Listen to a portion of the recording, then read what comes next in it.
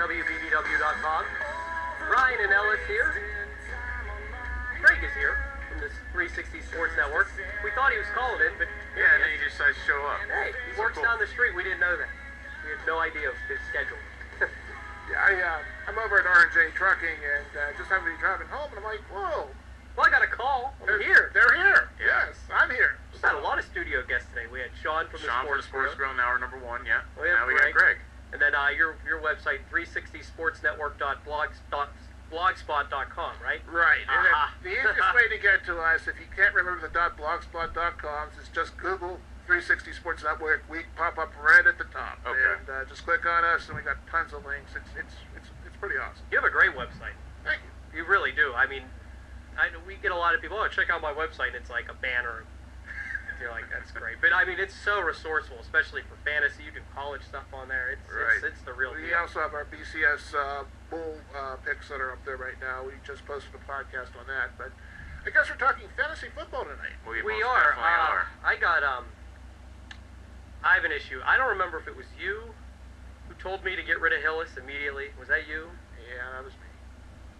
Man, You didn't it listen? hurt me to say, like it hurt me to hear that.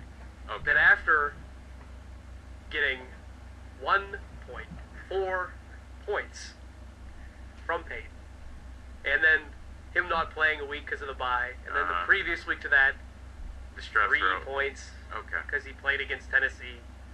I am sad, and I don't know what to do with him. I need another running back.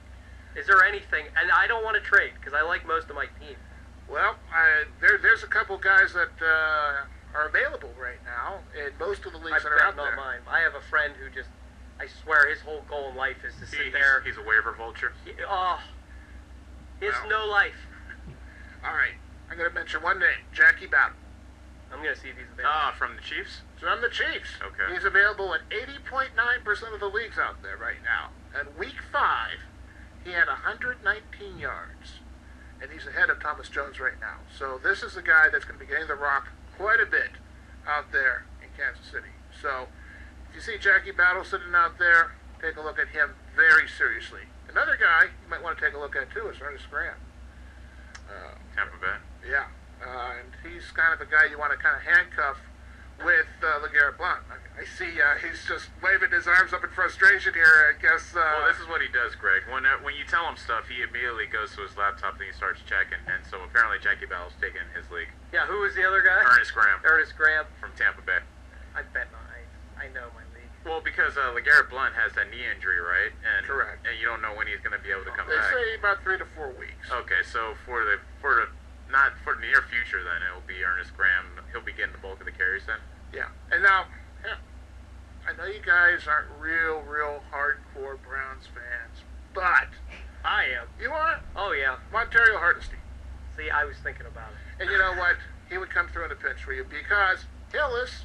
Well, we kind of all know what's going on with Hillis right now. Yeah, or we don't know. All the drama, or we don't know. But the bottom line that I'm getting to is Hardesty's going to be getting the rock a lot more because of Hillis's inability, because of his hammy.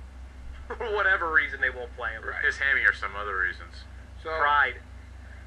So yeah, Montario Hardesty, and Hardesty's available in 98.5% of the league. As he should be. 98.5% availability. Now here's the other thing too you want to take a look at. If by chance, because you have flex positions you can play as well, and if you can't get yourself one of those running backs, there are some really outstanding wide receivers that you can play in the flex position. Oh, by the way, I forgot about another running back, DeMarco Murray. I was going to ask you about DeMarco Murray. You know what? I put a special note on this with an arrow to talk about him, and it's like, and I forgot about him. No, you can't forget about this. You can't ignore the arrow, Greg. No, you can't ignore the arrow. Yeah. The arrow points to DeMarco Murray, and DeMarco Murray is 89.2% availability. This is a guy that's ahead of Tashard Choice right now. He had some monster carries out there. He's explosive. Unbelievable. This is a guy that you want to look at. And, of course, I am in a league where, they're the vacuum cleaners when it comes to just player availability. Anyway, so I got a question for you. Sure. Just is regarding trades. There were a lot of trades going on during this past week. Brendan Lloyd went from the Broncos to the Rams. So my first question is, how do you think Brandon Lloyd is going to do with the Rams with his new team? And in Denver, now that there's Eric Decker, I heard Demaryius Thomas, who was a really skilled wide receiver. He's coming back from injury. Is he a guy to take a look at? Yes, Demaryius Thomas especially. Now, Demaryius Thomas was their number 3 guy when Brandon Lloyd was there. He's now the number 2 guy with Eric Decker being the number 1 guy. So if Decker's available, you definitely want to pick up Decker. I think Decker's probably taken with a lot of guys, a lot of leagues, though, I would think. Oh, I'm not even going to look. Okay. But Demaryius Thomas is definitely, his value has gone up tremendously, especially with Tim Tebow out there. Now, Tim Tebow, if you're looking for a quarterback, Tim Tebow had 15 points in the half of the game that he played. It's your guy. Touchdown pass, touchdown run. Yeah. Fantasy-wise, this guy could be gold. So, but going back to this... His partner last week said the same thing. I've heard a lot of people say that about Tebow. Yeah. Tebow's got a tremendous upside. Okay. So, maybe not for wins for your Broncos, but fantasy points. Now, another guy that's got tremendous upside, if he hasn't been dropped already, you might want to go and grab him, is Denarius Moore. And I'll tell you I why. have him. Okay. Because Carson Palmer is coming on board. And Carson Palmer's starting Sunday, by the way. Oh, yeah. Yeah. So, Carson Palmer's got a quick release, much quicker release than Jason Campbell, let's put it that way. Denarius Moore has got some definite skill set and speed. I mean, the guy can definitely run. This is a guy which I think is his value is going to go up tremendously with Carson Palmer. Now, see, I picked up Denarius Moore, and he had like 2 big games in a row, but then he followed that up with 2 really, really subpar, like 2 terrible games. He got me 0 in one game. Yeah, he got me 0 in one game. I think he got me 1 in last week's game against Cleveland. And so now that he has a better quarterback now, you think Denarius Moore is going to be a better wide receiver going forward? I think so. I really do. Because the guy has a tremendous upside to him. For whatever reason that happened, something happened between him and Jason Campbell where he wasn't getting the ball.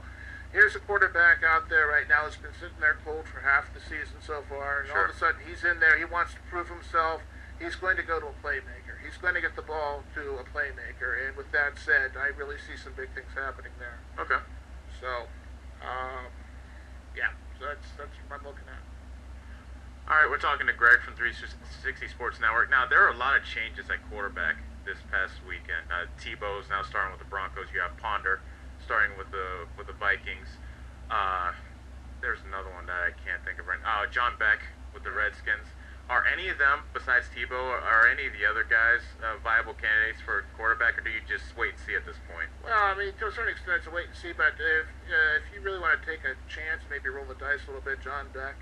I think, because Beck has started before. Okay. And he also has a tight end out there in Fred Davis. With Chris Cooley's finger injury, Fred Davis has now become the number 1 tight end option out there with the Washington Redskins. And you have a young quarterback, and he's going to basically be dumping it off to a tight end who's going to be getting it open in what I call the underneath game, which is the guy that can get open in the middle.